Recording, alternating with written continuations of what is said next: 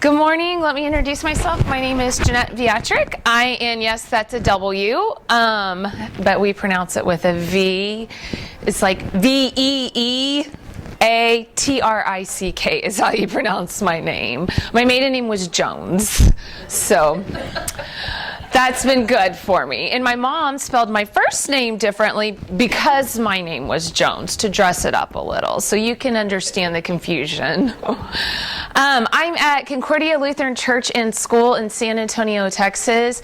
I've been there about 5 years, and I'm blessed to be there. I think it's an absolutely fabulous place, and if you're ever in San Antonio, we'd love for you to come see us. Just a little bit about myself. I've been teaching about 20 years. I've taught public and private school. My master's is in reading and school administration. I have taught, I'm certified as a dyslexia interventionist, and so I've run an intervention program and have a heart for students with dyslexia and dysgraphia. Currently, I am teaching second grade at Concordia, which I do believe is the best grade. They still love you, but yet they can tie their shoes and don't have accidents. I hold a couple of different hats there right now. I am running a dyslexia therapy group there. I am heading their reading curriculum. I've had help design reading curriculum for the past couple of years, and I'm about to lead our campus through reading academies. So reading is my passion. So today we're going to, I'm going to give you the tip of the iceberg in the science of reading. So you're just going to get a little taste, and I'll probably talk this full time because there's so much out there. So what's happened is our nation is going through this reading revolution right now, and we're moving away from that balanced literacy, guided reading, whole language, and we're moving towards the science of reading. So I'm going to give you the tip of the iceberg today, but no, everything that I have on these slides is nothing I invented myself. It's all bought, borrowed, maybe stolen a little, and there's so much more out there for your schools to dive into and to really be able to teach reading in the most proficient science research-based way. So I think this is a good time if you'll bow your heads and let's open in prayer. Dear God, thank you for this day. Thank you for these amazing church workers and educators in this room. I ask that you bless this talk and bless us as we network and build relationships and help to bring children to you. In Jesus' name we pray. Amen.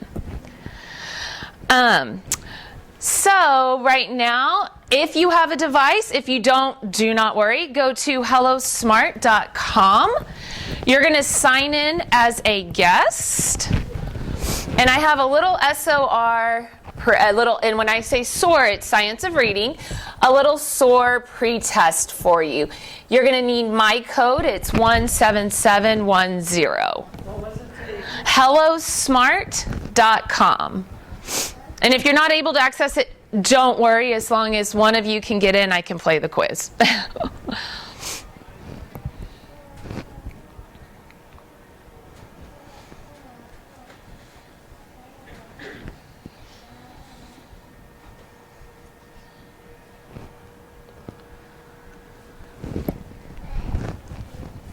Are you able to get in?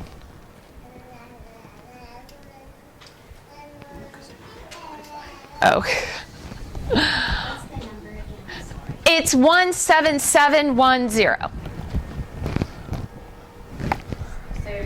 17710. I don't know if y'all have this smart technology at y'all's school, but it's really neat. We do a lot of these quizzes and things in class.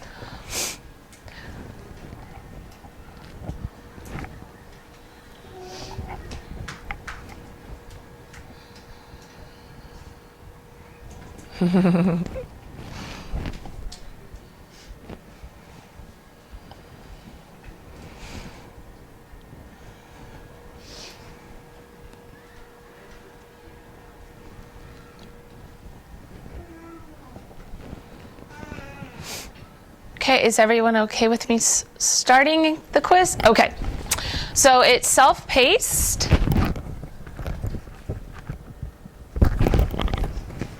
And we're going to divide into teams.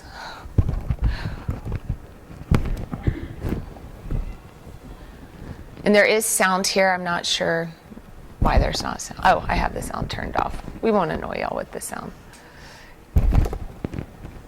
Okay, there's just 4 short questions.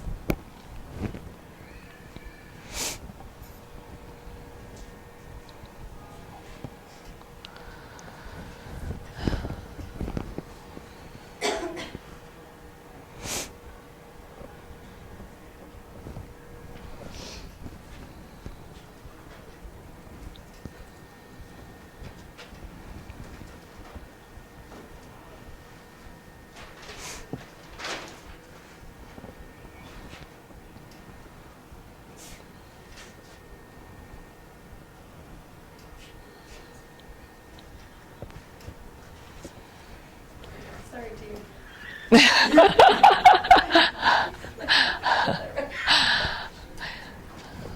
the speaker? Yes. Hi. Bob Brown. I have the next session. Oh, good morning. Do we have a remote flipper? Yes. Oh, wonderful. I got to bring mine as a backup. And I see that the computer works. This is the first time they've ever given me power with a clicker. Oh, really? Yeah, I've presented a lot on our campus, and it's the first time I've had this power.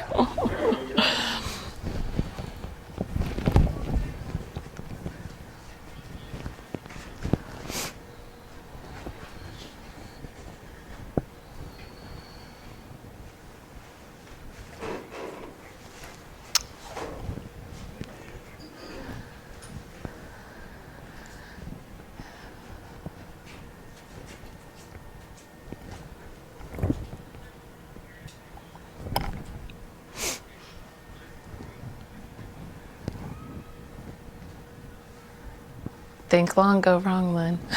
Are you in? Oh, no. Okay, I'm going to go, just in the interest of time, I'm going to go ahead and end the quiz. Box Busters, you got second, but let's review our answers. Reading is a skill that will occur naturally on a developmental continuum. This takes longer for some students than others. This has been a commonly long-held belief, and science now tells us this is false, that reading doesn't develop on a continuum. It has to be explicitly taught in certain ways.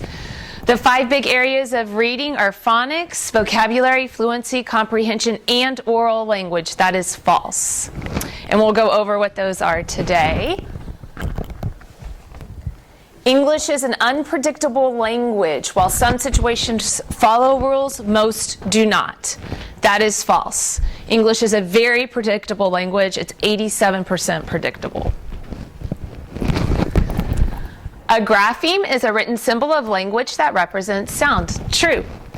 And young students should be given multiple opportunities to immerse in language play. Absolutely true.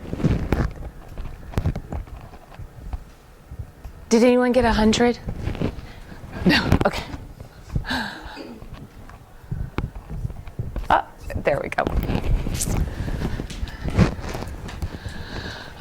So the new perspective in why soar, why now? So in Texas, we do have some legislation that went through in House Bill 3 that all of our public schools in Texas must have their teachers trained in the science of reading and must have a systematic phonics program in place by the 2023 school year.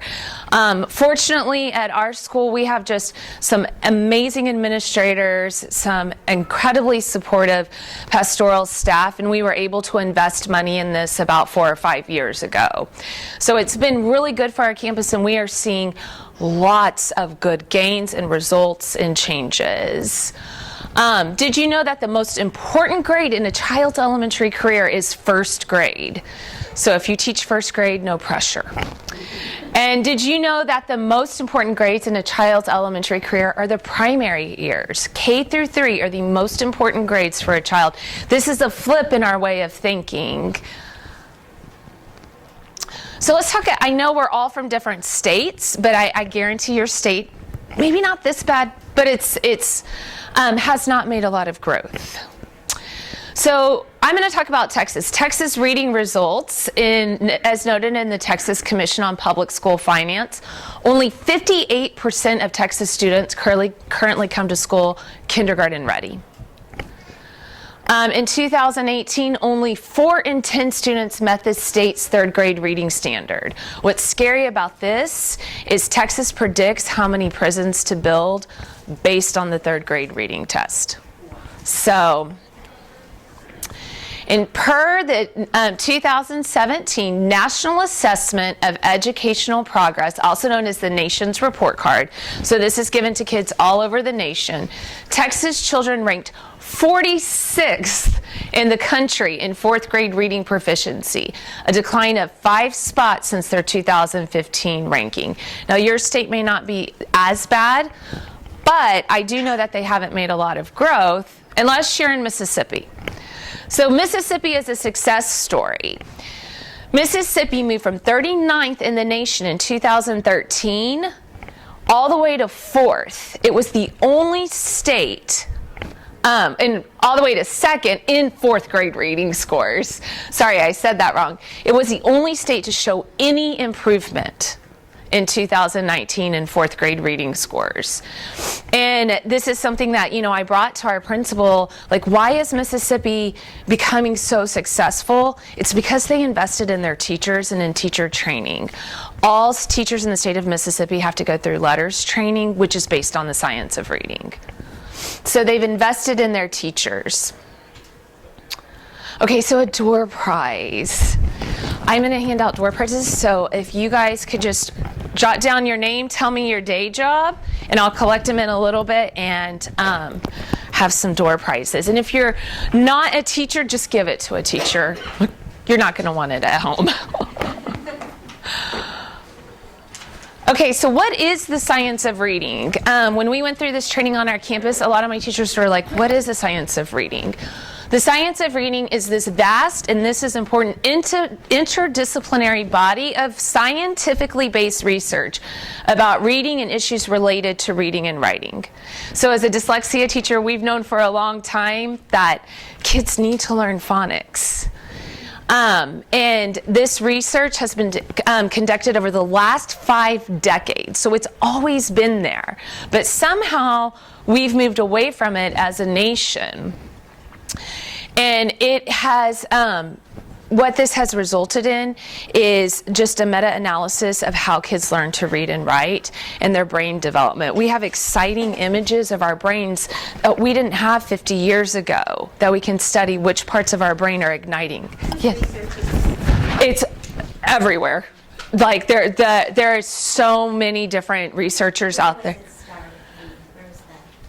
It started, well, the first one started over 50 years ago with research, and then in 2000 the federal government started the National Reading Panel, which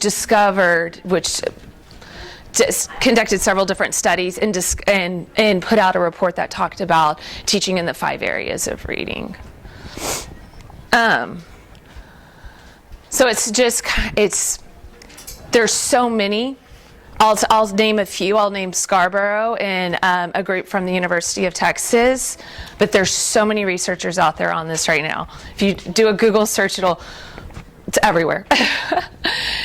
So here's the big deal to SOAR. The science of reading is derived from researchers from multiple fields: cognitive psychology, communication sciences, developmental psychology, education, implementation science, linguistics, neuroscience, and school psychology. So a lot of times the programs we use in school have been research-based, but they've been research-based only in the field of education.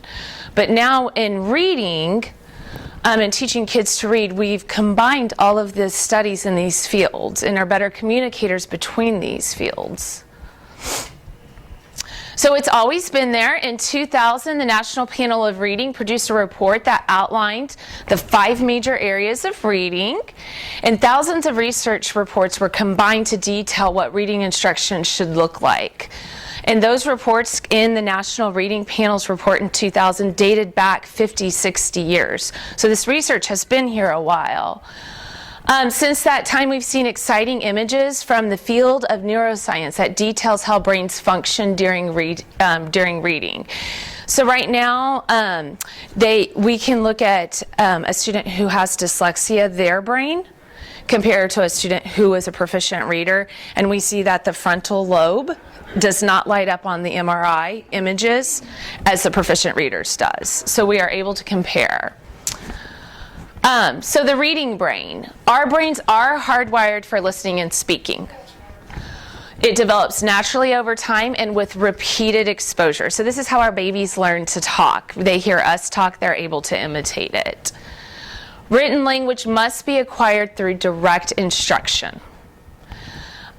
People's reading skills do not develop naturally. People do not start reading when they are developmentally ready. Instead, the only route to learning to read and write is direct instruction in written language. Our brain, God has made an incredible computer in our brain. And there are several different areas that they've identified for different parts of reading. I have a little YouTube video that I want to show you that explains it better than I ever could. So I'm going to go ahead.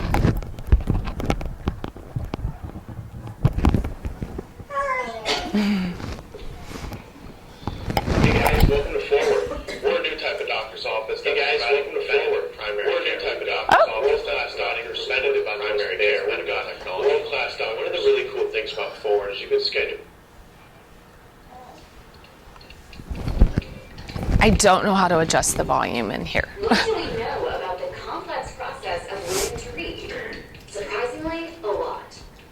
Scientific research collected over the past 4 decades reveals what happens in the brain and what must happen in the classroom to enable skillful reading. Most children learn to walk and talk naturally without a lot of support from adults. But reading is different. Reading is not hardwired in the brain, and the neural pathways involved must be developed through successful instructional experiences. Let's look at the reading brain. The parts of the brain that allow us to process sounds and recognize visual images are already in place at birth in the left hemisphere. However, the phonological assembly region is not intact at birth. This is the part of the brain that allows us to connect speech sounds with visual images, such as letters, and enables reading. And it must be built through explicit, systematic phonics instruction and practice with decoding. So if your campus, Zane or Bloser has a great series of videos on the science of reading that are just little snippets like that would be great to show at a faculty meeting. But as you can see, our brain isn't hardwired for reading. That middle pathway we have to develop in kids, and that's through our instruction as teachers. So by golly, we're important. Okay, so this is put out by Gah and Tunmer in 1986, and they are actually researchers at the University of Texas in Austin. I did not pick them because they were from Texas. That just so happens to be they're very popular. And they came up with just a simple view of reading. That reading is the culmination and is equal to your decoding times your language comprehension. So if we do this formula and we say, man, our decoding's really bad, it's only at a 10, but our language comprehension is at 100%, we're looking at 1,000 for a score. But imagine if our decoding was at 50 and our language comprehension was at 50, then because the decoding went up, we're at 2,500. Now, if our language comprehension was low and our decoding was great, it's the same thing in a reverse way. So again, this is just talking about we need this systematic instruction in all areas of reading. So then came Scarborough in 2001, and this is probably the most popular researcher right now and the most popular image right now in reading. And it's Scarborough's rope. Have any of y'all seen this one? It's very intricate. So she took their formula and she broke it down to specific areas that teachers need to teach.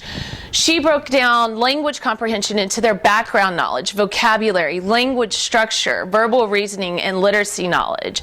And in terms of them as strands, that as we teach them, they start weaving together.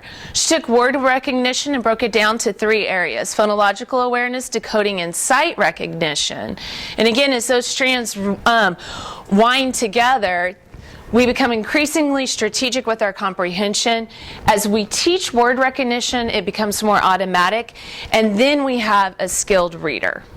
So she just broke down their research into more specific areas.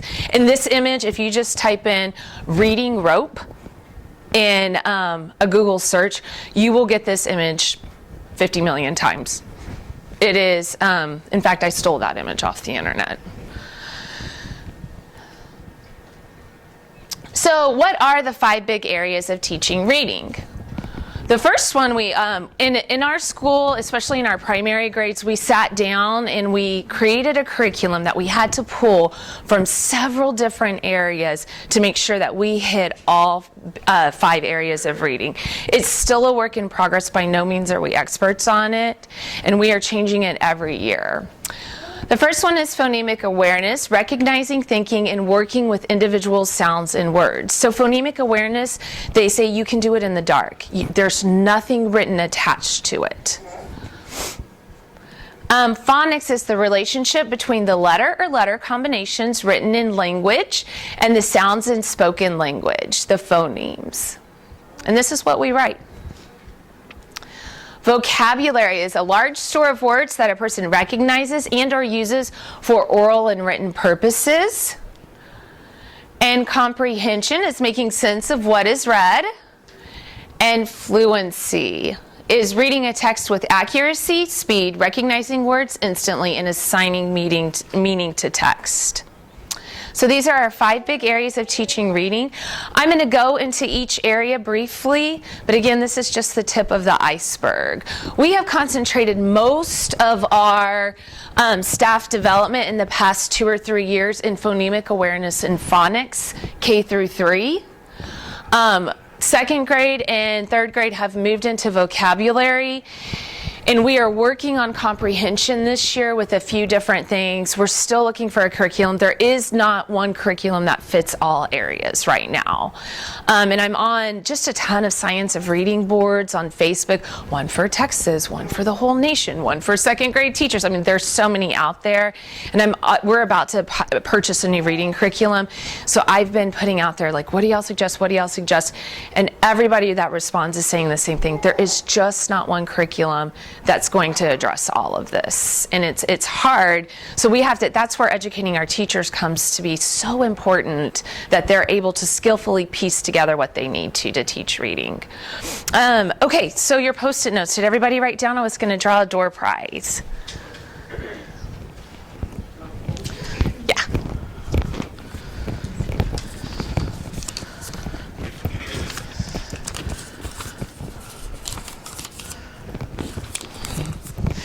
Oh, I love babies. I lost mine. Oh, that's okay. And my name's not even on it because she just took it. Oh, okay. Well, if I draw, yeah. Thank you. Here's the extra. Oh, thank you.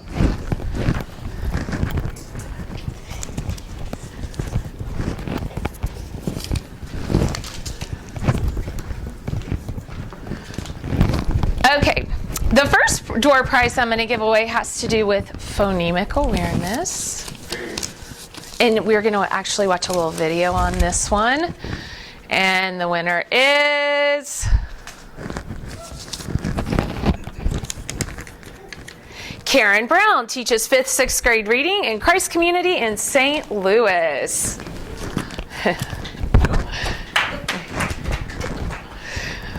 And what's your favorite part about teaching 5th and 6th grade?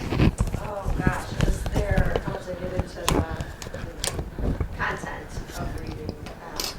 So I struggle when they come to me, they kind of are what they are. Yeah. It's hard to kind of go back, and so that's the question. Yeah. I kind of feel like some of you are just kind of leaving them behind because they aren't on the same level as everybody else at that point. But I love their response to literature. 6th grade. It's a lot of fun. Absolutely. So I think from this you'll be able to kind of glean ways to help those that aren't right where you are. And she made a valid point. If they're not reading fluently or decoding by the time they get to 6th grade, so there's a research report out right now that says if they're struggling in reading in 1st grade, if you remediate 30 minutes 3 times a week, the gap will close. If they are struggling in reading in 4th grade, you have to remediate 90 minutes 3 to 4 times a week to close the gap. So if they're struggling, we've got to hit early. So I gave you just a note-taking sheet for the 5 areas of reading, just to kind of organize your thoughts and maybe bring it back to your campus. Is your slides on? They aren't, but I can put them on there. Okay, so key components from scientifically based research on learning to read and write. What children need. Oral language experiences both at home and in the classroom. Who has a daycare attached to their school? We do. So we've been working closely with our daycare on increasing phonemic awareness activities in our daycare and with those teachers. And I'm actually going to go over there and train them in some phonemic awareness activities. Because those kids a lot of them come to our school, so it just helps us. Emergent literacy supported by early childhood educators, language play, read alouds, developments of the concept of print, emphasis on the alphabetical principle, scaffolding writing, and ongoing formal and informal assessments. I have 3 kids, 2 girls and a boy. The boy is wild. And we love him dearly, but I'm so blessed by his daycare teacher in the 4-year-old class, because she did all of this, and he's in pre-K this year. He already knew all his letters and letter sounds coming in, and that was nothing I did at home, because by the time I got to the 3rd one, I'm tired. I was 38 when I had him. I'm tired. So that is incredibly important to work across the campus. Alphabet knowledge, in which students are able to rapidly name the letters, write the letters, and name accompanying sounds. That's incredibly important. Our brain, when we look at a word, it's amazing. It's just amazing the brain God gave us. When we look at a word, we actually process the word in alphabetical order and then turn the word in our brain, read it, and produce it and attach meaning to it. So that's pretty amazing. Phonemic awareness, just by engaging in those oral play activities. Phonics instruction delivered in a systematic, multi-sensory approach. And that's what's most important. And when we're looking at curriculums, that this is where a lot of curriculums will hit the phonics instruction really well, but the language comprehension part is not as great. I have to stand in a certain spot. Morphology, taught in an explicit manner. This is the meaning of words. This applies to 5th and 6th grade. Vocabulary with repeated word exposures, both implicit and explicit instruction. Comprehension, where the teacher models metacognitive strategies. Spelling, to master the English orthography. Handwriting. Who teaches handwriting? Who teaches cursive? Yeah. It is hard, but what we know about cursive is that it really helps kids who are dyslexic.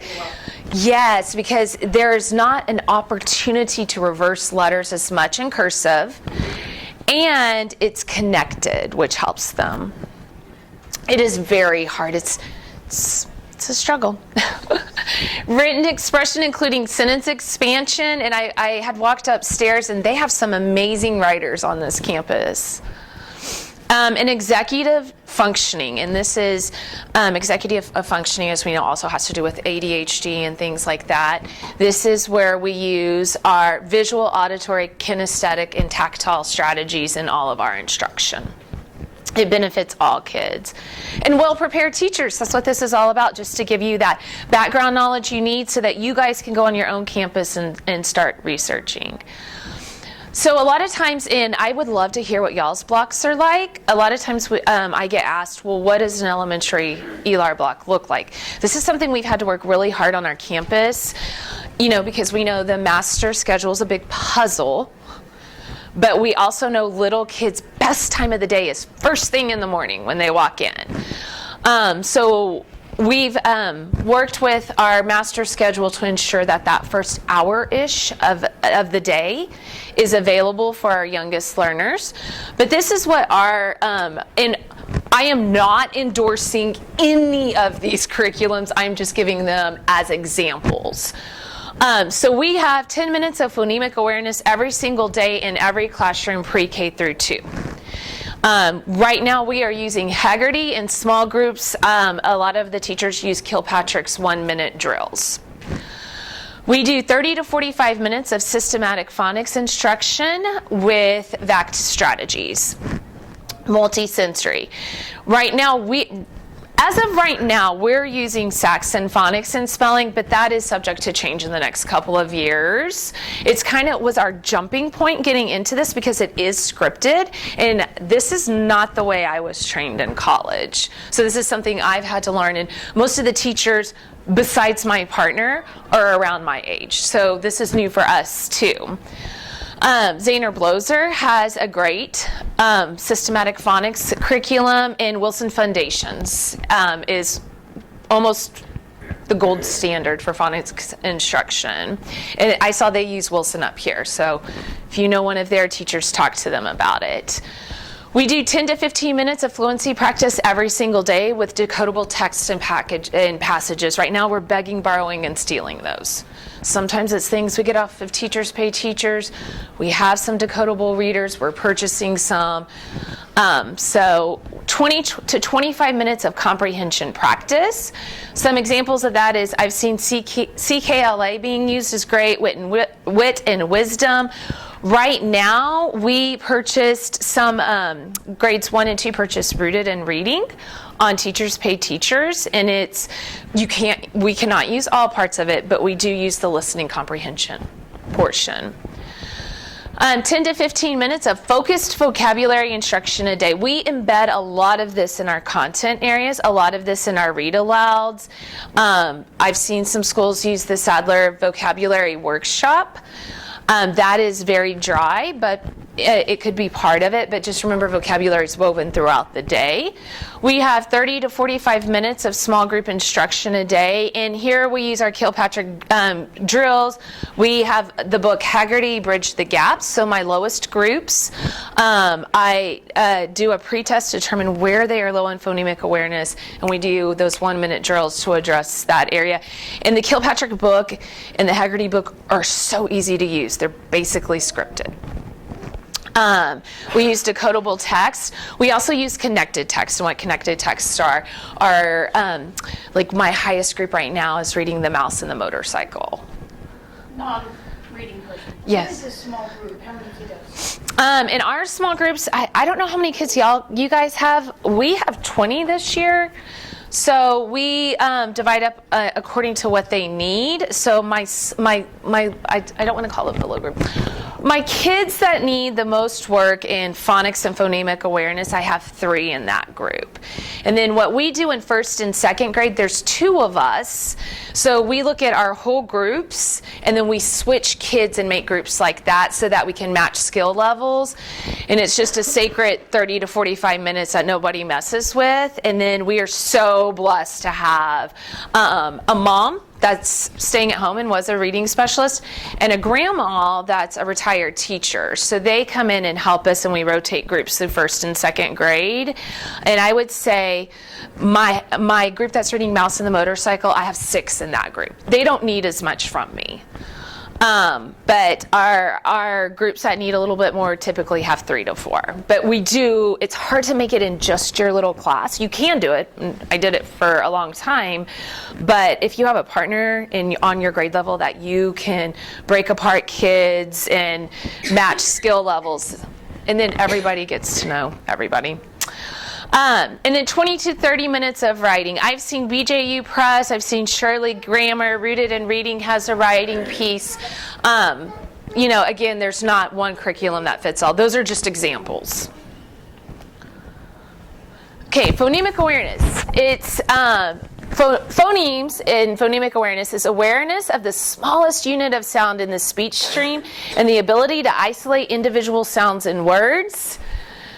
Phonological processing, that part we saw in the brain, involves phonological memory, which is your short-term memory, phonological naming and word retrieval and recoding in your brain, and phonological awareness, rhyme, syllable, and phoneme awareness. We work on phonemic awareness in class. It's a meta-linguistic task. It is the #1 predictor of early literacy success. This is why we're going into our daycare and training those teachers. And it is a skill that can be taught and developed starting at a very early age. So all these babies in the room, read those rhyming books to them. Play with words with them. Phonemic awareness is not phonics. So when you go to look at curriculums, know that a lot of curriculums are saying phonemic awareness and phonics. Phonemic awareness is not phonics. Haggerty is the most popular curriculum out there right now. It is only phonemic awareness. It is not phonics. But like the alphabetical principle, it is a key component in literacy success and a foundation for those phonics skills. And it helps kids later connect those sounds to graphemes, to written language. And it also helps to build fluency in both speaking and reading. Y'all stop me with any questions. Yes? Do you have any experience in this with ESL kids? Yes, I'm ESL certified. Yes. Yes, I do. So what I can... How you start with them? Yes. Yes. Okay, so we teach foreign languages all wrong in Texas. We have them take it in junior high and high school, and really we should have them take it in the younger years because your brain is fully developed, or 90% developed by the age of 7. And some of the phonemes in Spanish I will never be able to say because I was not introduced to them when my brain was moldable. This is perfect for ESL students, and you follow the exact track. Work phonemic awareness with ESL students a lot. When we're spending 10 minutes a day, you should probably spend 15. But you have to build that phonemic awareness piece so that they can start connecting the sounds to graphemes later. But the phonemic awareness piece is one of the most important pieces for ESL. Good question, yes. We know that phonemic awareness is of high importance in grades pre-K through 1, and it can be practiced in the dark. This has nothing to do with letters. Okay, so there's a hierarchy to how we teach phonological awareness. We start with rhyme, those rhyming books when we're little, Dr. Seuss books, all those rhyming books. Then we move to word boundaries. What is a word? Then we go to syllables. Then we go to onset and rhyme. Then we talk about individual phonemes. That's the smallest unit of sound. And then we do some complex manipulation skills like add, delete, and substitution. For example, I'll say moon, change to sp, and the kid has to repeat spoon. So that's one where we substituted with a blend. Okay, how many phonemes are in the English language? This is a quiz. I will take all numbers. Anybody want to guess? This was fun on our campus. How many phonemes? That means an individual. Take some guesses. Be brave. Raise your hand. What do y'all think? Lynn? 52? Okay. No? Lynn? I'm putting 12. Anybody else? 52, 12? Any guesses? So, what? 78? Okay. So when we did this on our campus, we had numbers from 125 down to like 12. And actually, there's a little controversy on this, but there's about 44. There's about 44, and I'll show you the phoneme chart. Hopefully this will work for me. And we won't go through this, but there's a specific way to say all of these sounds. There's consonant sounds, and then in this chart you'll see the phoneme, the grapheme that matches and examples. So we have our consonant sounds, which we all know. We have our digraphs, which are two letters that come together and make one sound. The only digraph that may not be as recognizable to you is digraph NG. So a lot of times when we sound out with kids, and I'm guilty of this because I was not trained in this in college. This is all what I didn't learn in college. Like when I would say ring with a kid, I would say r, eh, g. And it's not, it's r, eh, So that's a digraph NG. And it's also the N in front of the k sound. The rest of them, there's a breezy air WH, and in Texas, that's real hard on our accents. It's a real hard one to explain. Long vowel sounds, short vowel sounds, diphthongs, and a diphthong is two letters that slide together so fast that they're considered to be in one syllable. And when you say a diphthong oi, your mouth actually moves twice. And then combinations that are influenced by R. So there's our 44 phonemes. And if you do a Google search, you will see that 44 phonemes comes up. There's a million charts out there. That's just, again, one I stole from the internet. Right now I want you to work with a partner. Here's a list of words, and I want you to tell me how many phonemes are in each word. So go ahead and work with a partner through the list. Yes, the 8. How many phonemes are in each one?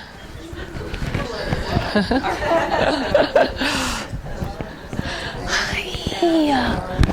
How old are you? Yeah, I just turned 1. So. She's tiny. She's so cute. She's like, man, it's early.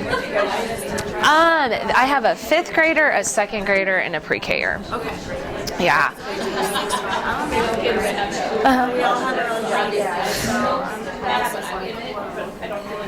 Yes. So this is like, it's not as active as I would like it to be, but we have to give the science behind it before.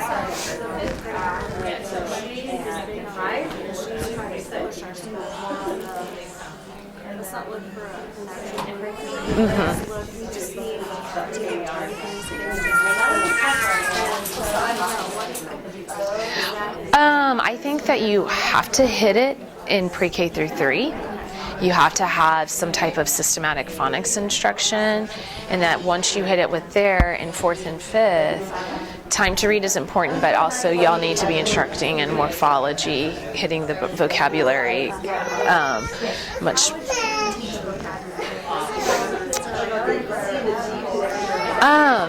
So I purchased the Rooted in Reading curriculum, and I do like the way they teach vocab. And I don't know if they have a 5th grade one, but I do like the way they teach the vocabulary embedded in the stories. So the way I do it, like with Mouse and the Motorcycle, which is just not fresh on my mind, is I will pick out words in the story, and then when we sit down in our small group, we'll look at each word, and I'll have them identify if there's a suffix on it. Well, what does that suffix mean? Oh, are you kidding? I love babies. Oh, no. So yeah, I talk about like the suffixes and the prefixes and what they mean, what the root word is. I talk about the origin of the word, because we're now able, some of my kids in my class are able to identify, is it a Latin root? Is it an Anglo-Saxon root? Yes. So those are the kinds of things. And then content, vocabulary, and science.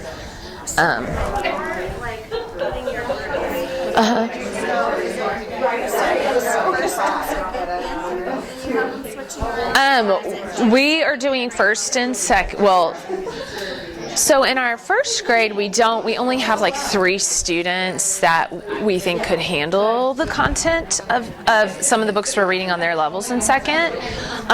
So we were pulling them, but right now we've kind of separated, and we do the 1st grade teacher switch between classes and the 2nd grade teacher switch between classes. But that has more to do with scheduling than anything else, because their schedule's not exactly like ours. We have recess at different times. we have lunch, at different times we have.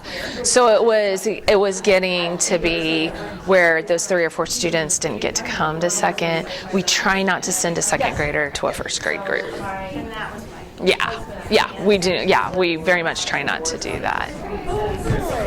I do resource. Yeah. Oh, yes. Yes. Catching up kids that are. Yes, because most kids who are in, so my whole job in KDISD was intervention. Most kids who come into reading intervention are missing the decoding and phonics. So what are y'all using for curriculum in your regular school? I'm not even sure. Okay, so if like 4th and 5th grade, Wilson has a Tier 2 intervention kit that's really good. Talk with them and see what they're using. But just separate from what they're using, Wilson has a good Tier 2 program. And if they aren't using like a Foundations in K through 3, that's where you need to start. Yeah, but most of the time those kids coming in there, we think it's comprehension, but then when we listen to them reading out loud, it's the decoding, and their brain's concentrating so much on decoding that then they can't understand the story. Yeah, so there are some good programs, but the Wilson one do you do K through 5?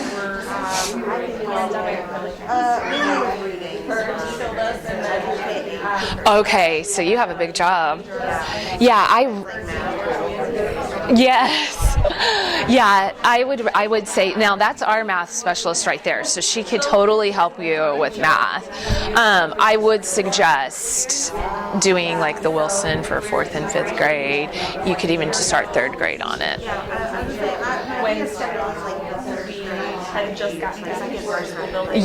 And it's because they're not decoding fluently. That's it. So yeah, the Wilson system is a good one that I know of just right offhand, but there's a ton of them out there. But it just needs to be that systematic phonics approach. Buy this Kilpatrick book. It's Kilpatrick Strategies for Success, and it has the 1-minute drills in there, so you could start your group every day with those 1-minute drills. And then it has assessments in there that I'll give my kids to see where their phonemic awareness broke down. A lot of money. Yeah, and if you go on, I typically don't endorse Teachers Pay Teachers because it's not research-based, but there are some good things on Teachers Pay Teachers. Like I know Tara West has put out a guided phonics curriculum that seems decent. If you're lacking money and resources, that may be somewhere you could go. Yeah, Tara West is her name. I've seen her stuff. Okay. All right.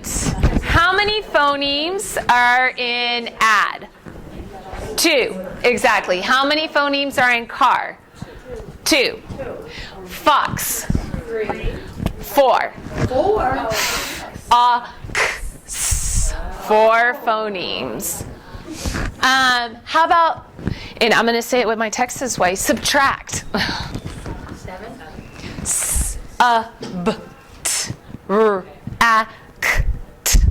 8. How about ring?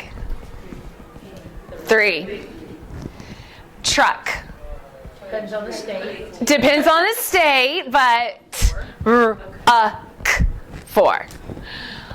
Church. 3. Yes, 3. And Concordia. Anybody? 8.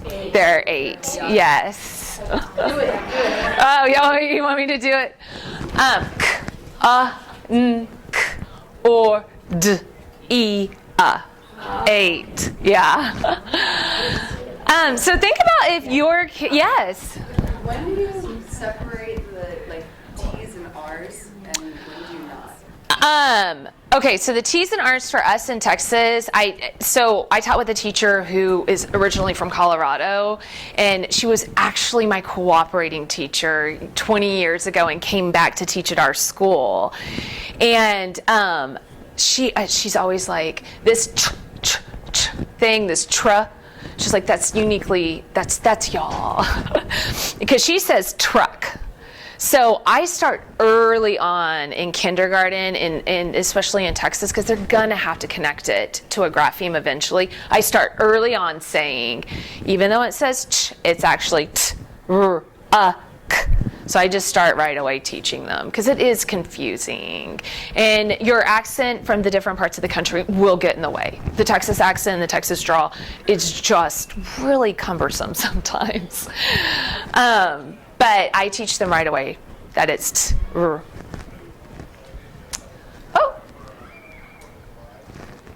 mouth positions and phonemic awareness. So there is some controversy on this right now. Like, with everything in the world, everybody questions things, and that's good. That's what we should be doing and what we should have been doing all these years. So teaching mouth positions for different sound aids in children. Have y'all seen the sound walls? Okay, so a sound wall is all of the different phonemes, and it's pictures of the mouth to show what position your mouth is in. Now, I'm trained in three different dyslexia programs. One of them uses mouth positions, the other two don't. I just recently attended a conference in Austin ISD where one of the presenters said, teachers need to know the mouth positions, but kids don't. So the sound walls she wasn't a fan of.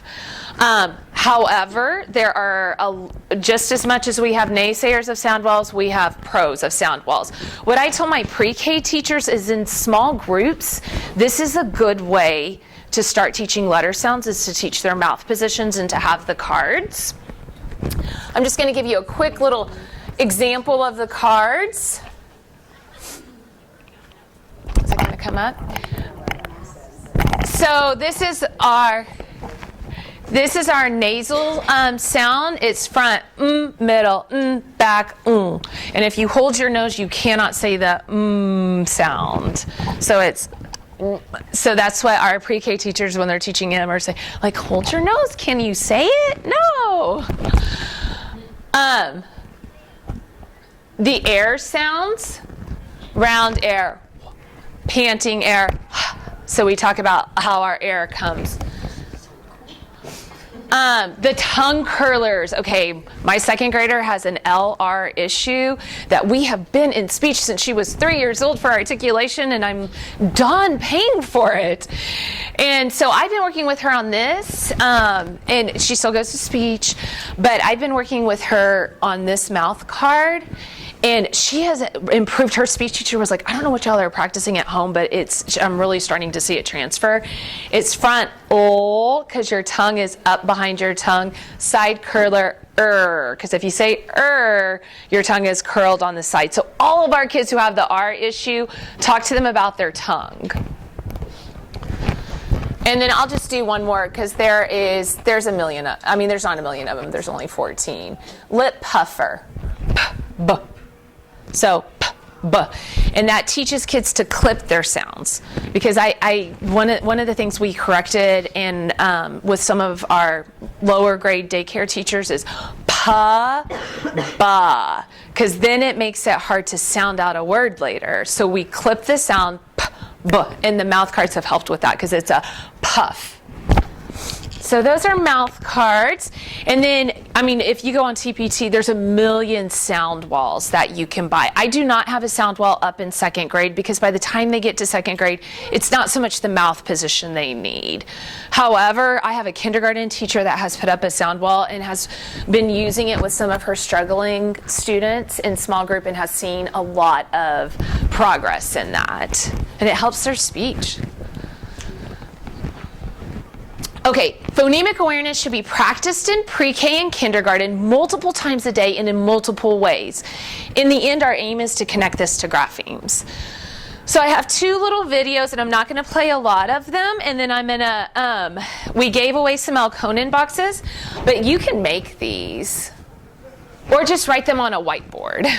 My name is Joe Spencer. I'm a 6th grade science teacher in Central Illinois, and I'm the music generation genius for an entire Alconin boxes from the Asmussen Academy. Reading foundational skills to be, count, blend, and segment syllables in spoken words. Alconin boxes are probably the most traditional way to address phonemic segmentation.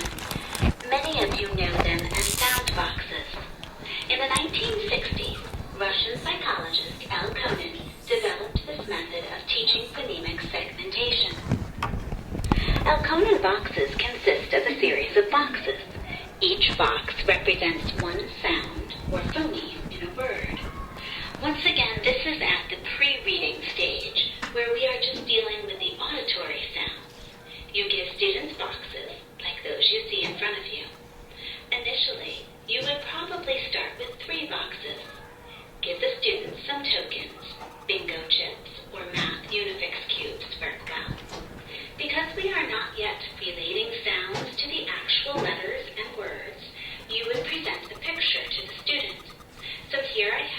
picture of a cat.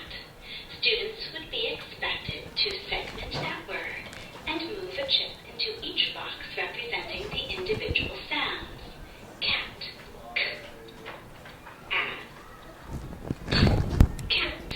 Okay, I'm going to stop it there. So that's what it looks like at that kindergarten, pre-K level. I'm going to show you how I do it. So with some of my kids that are still struggling with that phonemic awareness, and then I need to connect it to graphemes because we're going to third grade, guys. We've got to start connecting it to graphemes.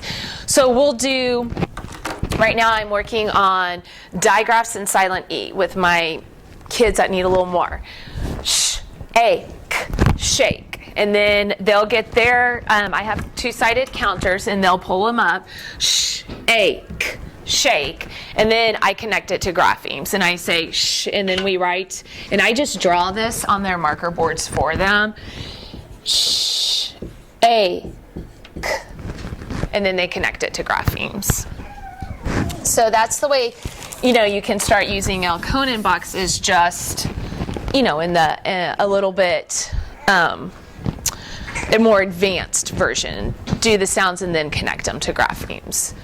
And that's really good for a resource class. You could spend a lot of time. I have another video with a phonemic awareness routine. I won't show it, but I'll show just a snippet of it. But it's a whole session taking you through all the parts of phonemic awareness, starting with rhyme. This kid's hilarious.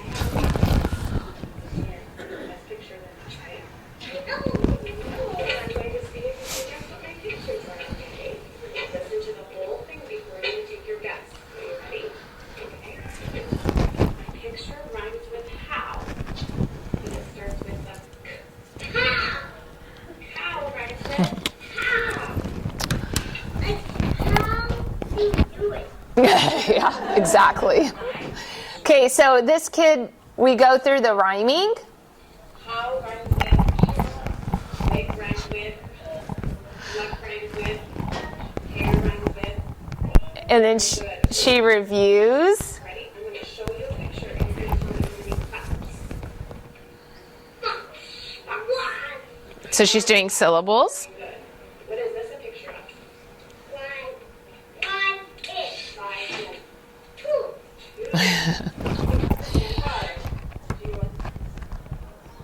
And then she goes a little further. He's going to get to touch them. Very good. Even push them together. That was good. Ready? Listen. Turn your ear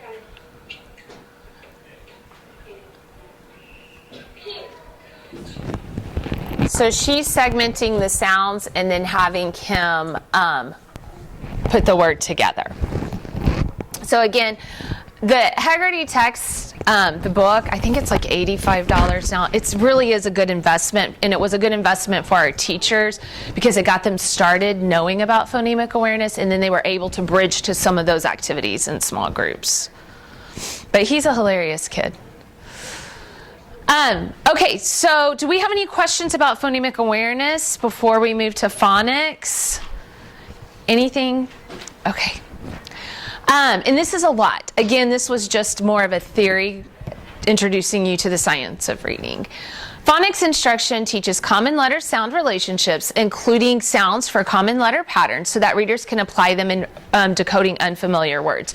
So we just talked that she's in a resource class, and having been an RTI coordinator, we talked, this is our math specialist.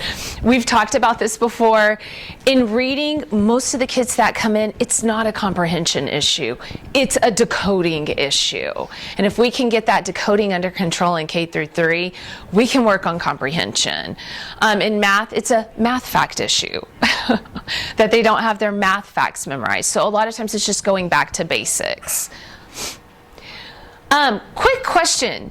So I went to a private school when I was little, and I learned through a Becca phonics. Anybody in here learn to read through a phonics system? You think so? Everybody else was in the whole language movement? You think you were phonics? We didn't even have reading books. So I have I still use it sometimes to correct people. Oh, well, that's good. Phonics, and they're like, what? I'm like, phonics? No.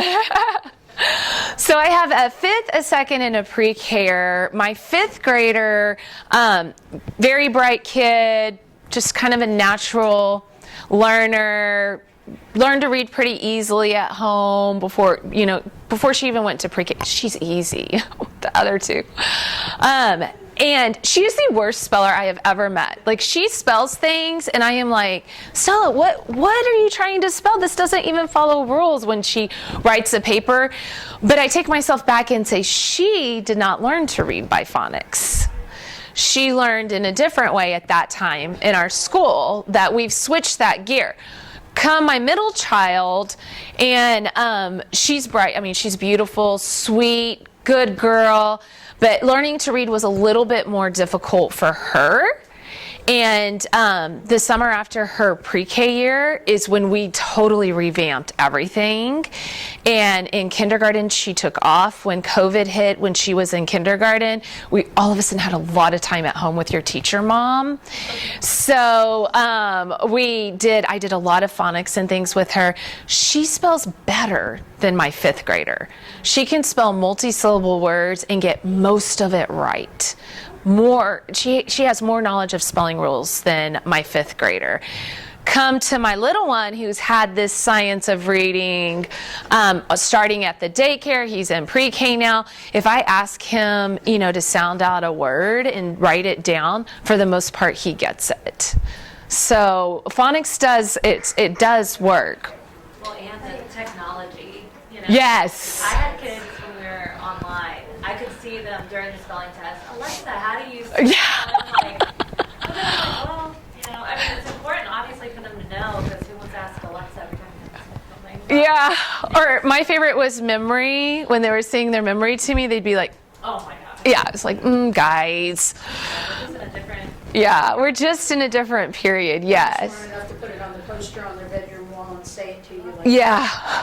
Kids write it on their masks. Ah. Their masks are like on their desk or something, or like right here, and he's like, I can see you looking at your mask.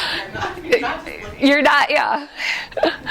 So why teach phonics? This is from Motes. She published this in 1995. She's kind of considered the guru of phonics instruction in the English language.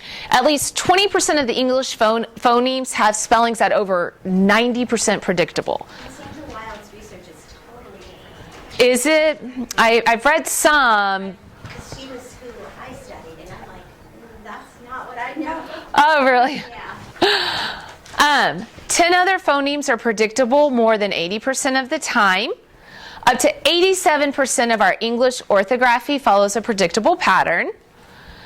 50% of all English words are completely regular. An additional 37% are only off by one sound. So some phonics terms, we have syllable, which is an uninterrupted segment of sound, which is formed by the opening and closing of the mouth to form vowels. So when you teach syllables, get away from the clapping and do your mouth. So, concordia. How many times did your mouth hit your chin? It's how many times it opens and closes, and every syllable has one sounded vowel. Vowels are sounds that are both open and engage the vocal cords. So I always say sounds are both opened and voiced. So any vowel sound is going to be opened and voiced. Consonants are sounds that are blocked by the tongue, teeth, or lips. Every consonant in some way is blocked by your tongue, teeth, or lips. That's why we don't add the on da or ba or pa. A digraph is two letters that come together and make one sound.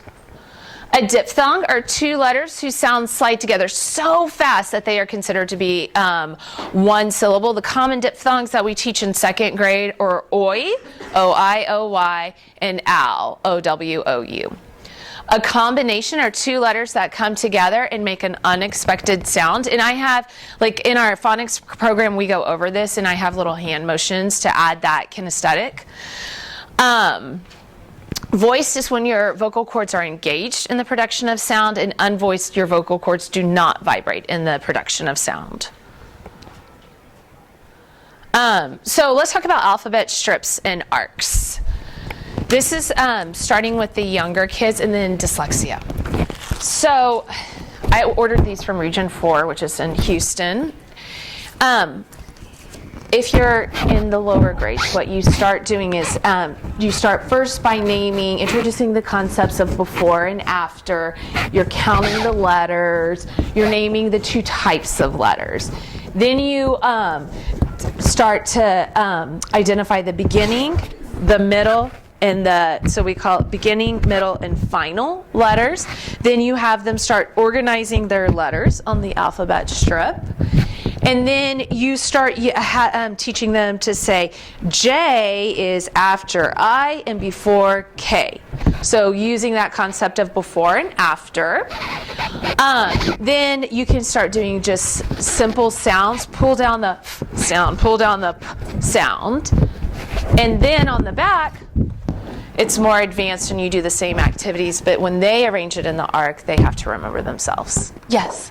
So with my little ones that I do I do like letter sound, like recognition. Yeah. And is it better? A lot of them learn like the alphabet, like A, B, C, D, right? So I like usually shuffle the cards, but you're saying the order?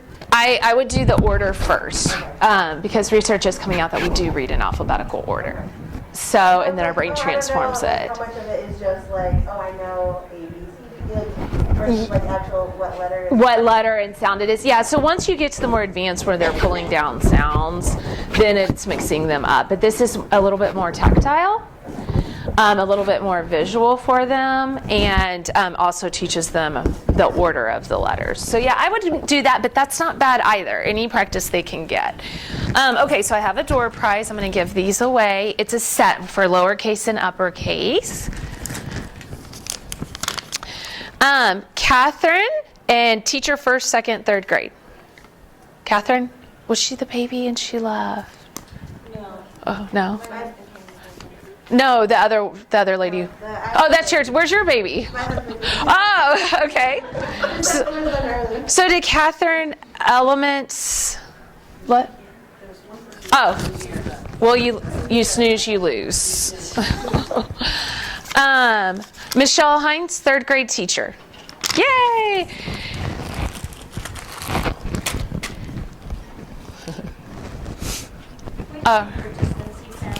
They're on the Houston Region 4 website. And is anyone here from Texas?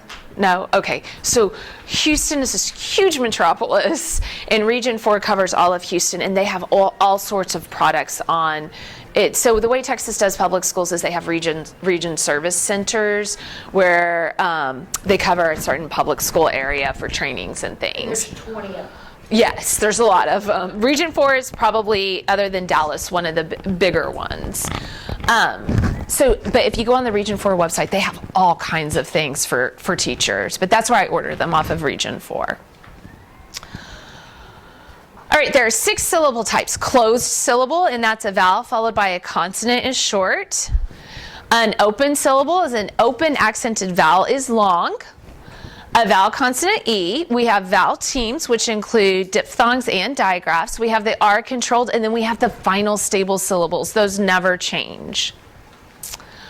Again, we use this multi-sensory VACT approach to teaching phonics. We practice seeing the graphemes in print through our practice cards and by coding words. We practice hearing the phonemes and connecting them to letter names. We also practice hearing the words through our card practice. So I know you were talking in your resource class that you use cards.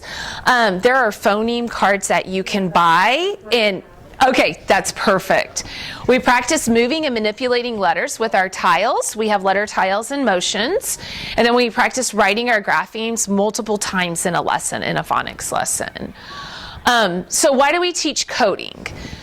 So coding is where we're teaching kids how to break apart the words. So I'm going to just write So my kids right now, we're working on final stable syllable T-I-O-N. That was our last phonics lesson. Bracket final stable syllable T-I-O-N. Accent the syllable before, and then they know that this is a vowel and a closed syllable is short. Code it with the brief. So then now they know that that A is short, and then they know the C before any consonant says K, and then they can sound out action. And this is my strugglers can do this now. So they can also, so the reason in our phonics program and in most phonics programs you're going to teach coding. And I remember when I first started in dyslexia, coding's huge in dyslexia instruction, I was like, oh my gosh. Even though I learned by phonics, I didn't learn to code. I was like, this is hard. But man, it works. And coding helps learners see and mark certain phonics patterns in words with a symbol of some kind. And this helps recognition become more programmed and automatic. So they're not going to need the coding the rest of their life. They're just training their brains to recognize certain parts of the word and what happens, the rule.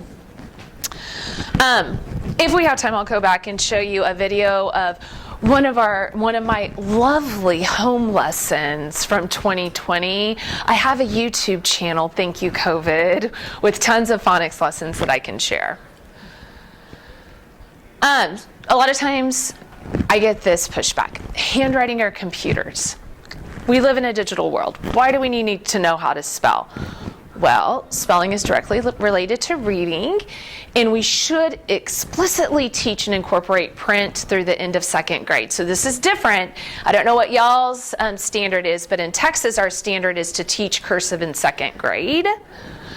And that goes against a body of research out there. Research shows that manuscript helps children learn to read. So we do need to teach them to print. Research shows that producing letter forms, stroke by stroke, makes it easier for the brain to recognize the letters in individual words. It involves a tactile approach to learning letters.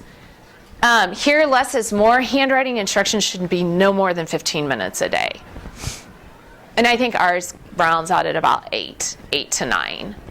And letters are accessed in the mind in alphabetical order when reading and writing. So fluency in writing letters is important. So when they're writing, their brain is actually going in the order of the alphabet and bringing it down.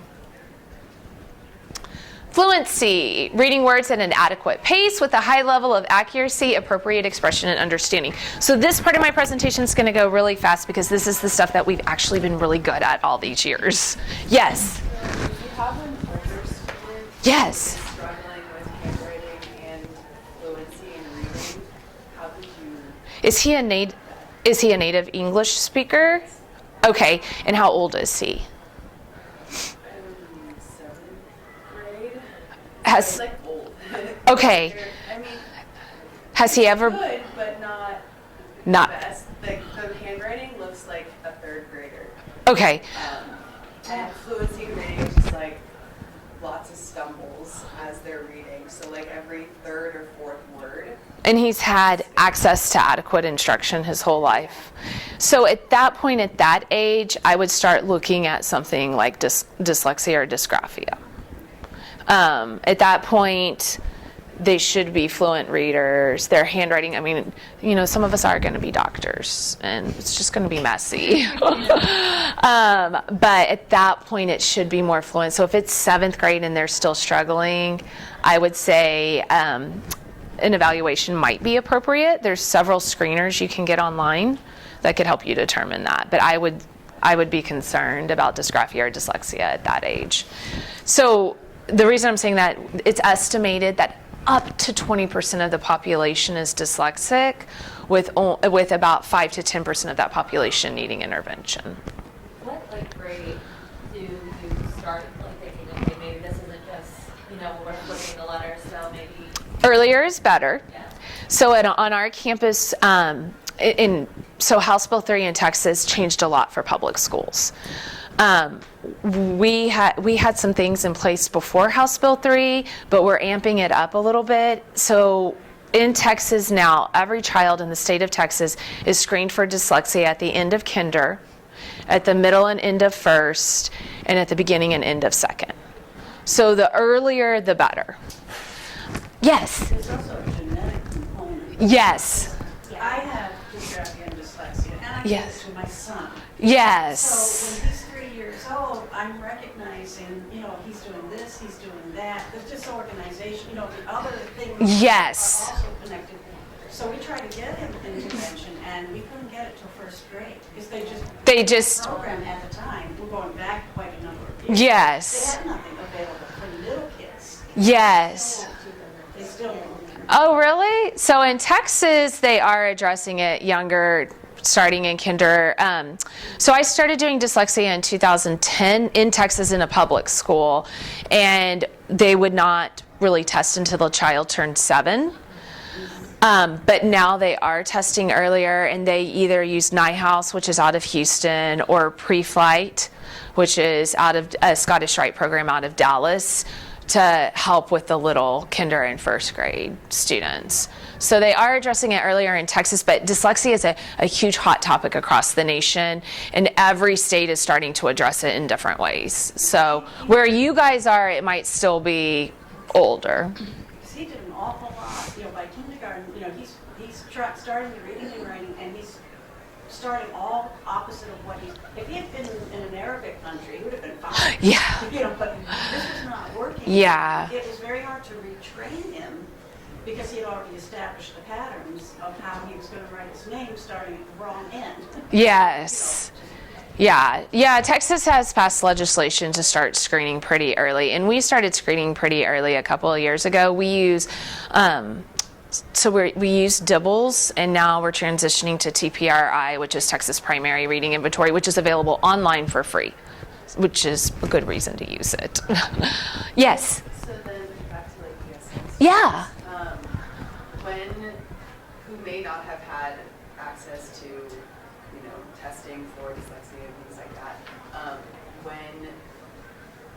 then for them, should you be worried or curious about those kinds of things for them? So an ESL student, it's 3 years to master the spoken language, and 5 to 7 to master the written and academic language. So I think you need to give them time in the country.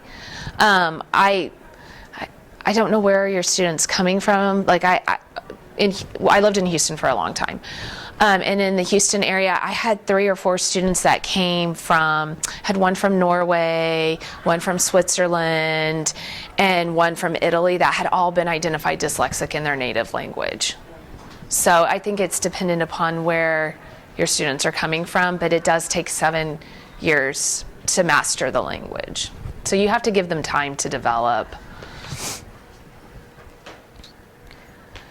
Fluency is important because in order to understand, it's back to that simple view of reading. In order to understand what you're reading, you must be able to read fluently, both silently and out loud. And this frees space in our working memories to construct meaning. Ways to practice fluency, and these are all pretty standard: timed repeated readings, audio assisted reading, shared reading, reader's theater, paired or partner reading, choral reading are all ways you can practice. In a true dyslexia program, they do timed repeated readings. Sight words, we also call these instant words, high frequency words, and heart words. They are the most frequently used words in the English language. These words are at times irregular, but also just commonly used words. Sight word recognition can start in early pre-K. There's a site called Mother Hubbard that our pre-K teachers use that's really good. Kindergarten usually memorizes between 50 and 100 words. First grade usually memorizes up to 200 words. And second grade usually memorizes up to 300 words. So one of our sight words this week, I teach heart words, is change. So I talk about that. There's only one part of this word you have to memorize by heart, because we know digraphs CH. We know silent E in that GE, the G will say J. So the only part you have to memorize by heart is the middle. So that's how I teach sight words in my room. And I think this is something we're tightening up on our campus. It's just something that's taught differently in every classroom. Vocabulary is a large store of words that a student will use in both oral and written language to show both communication and comprehension. Teaching vocabulary. Vocabulary should be taught both implicit and explicitly, and you have to teach vocabulary as part of everyday language and also as a part of a certain discipline. So there's a dual purpose there. Teach rich vocabulary, not just definitions. Emphasize connections among words. Promote the usage of words. Review is, of course, important. And teach word consciousness. What do you mean by rich vocabulary? Rich vocabulary is embedding it in a text and not just separately. So there's a ton of vocabulary programs out there that's a list of words and definitions. We go over the history of the English language very briefly, but we talk about, especially in content vocabulary, most of our science words are from Latin. These are just some common definitions. Morphology is the study of the internal structure of words. So like you were asking me about 5th and 6th grade, you should be covering a lot of morphology at that point. Semantics is the meaning of linguistic expressions.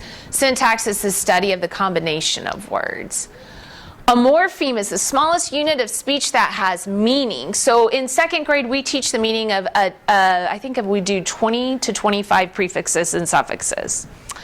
And words that cannot be made into a smaller unit and are often the root of a larger word: trip, leaf, ship, car, sheep, cat, box. Unbox changes the whole meaning. You have bound and free morphemes. And you can kind of see that we say a prefix plus a base word is a derivative. Just letting kids know that that will change meaning. And you can see you have open class morphemes that you teach in grammar. Comprehension. We've been really good at teaching comprehension in this country for a long time. So this is just a review. In small groups, come up with a definition of what you think reading comprehension is. Y'all can talk amongst yourselves. What do you think reading comprehension is? What does it mean to have reading competition? What other literacy domains affect comprehension? And how does one tell if a student is comprehending what he or she reads?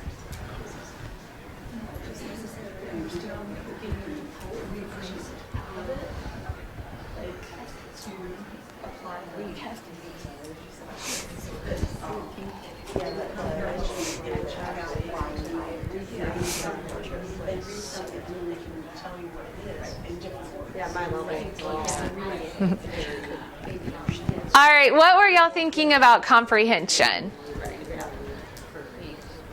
I'll take a comprehension. What were y'all talking about? We said understanding what you're reading, but not just understanding, being able to pull out information and apply it. Yes, absolutely. Our ultimate goal of reading is comprehension. It's our ultimate goal. So we put all the puzzle pieces around it, and our ultimate goal is comprehension. Just go back to that simple view of reading. A lot of dyslexic kids, their listening comprehension is amazing, but their decoding is not. We've been teaching these comprehension strategies for a long time, and we're really good at it. Making connections. Who teaches that?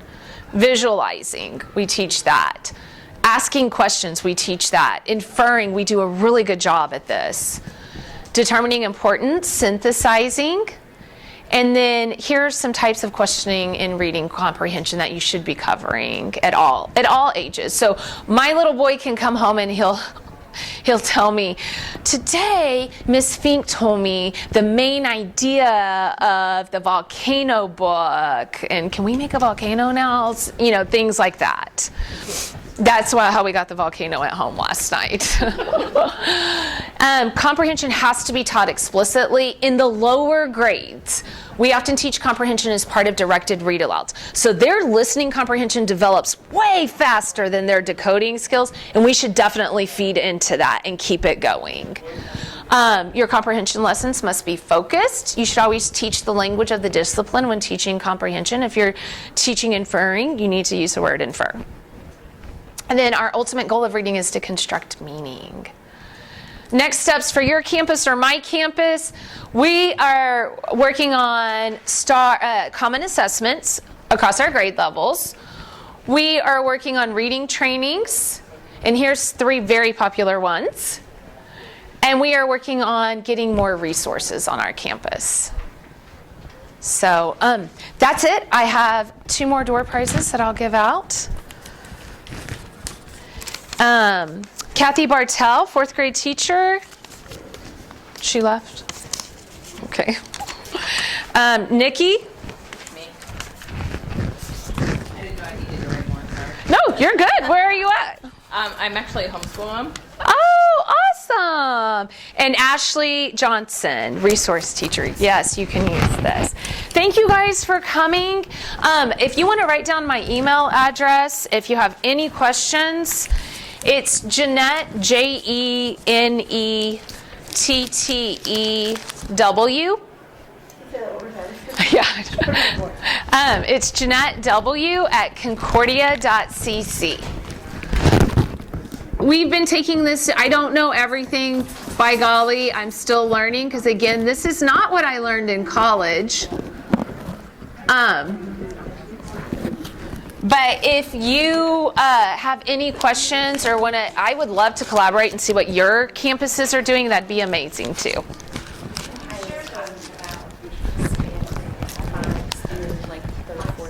Yes, it should be. Yes. I'm just fascinated by, like, we teach explicit. Yeah. But the continuation isn't just based on. Yeah. So that's something we're working on. And honestly, the best system I'm seeing out there is Wilson. Because it does keep going on, and they pair well with GEOTS and CKLA for 4th and 5th, but they go through 3rd grade.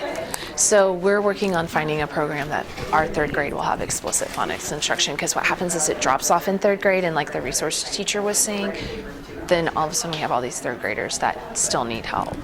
So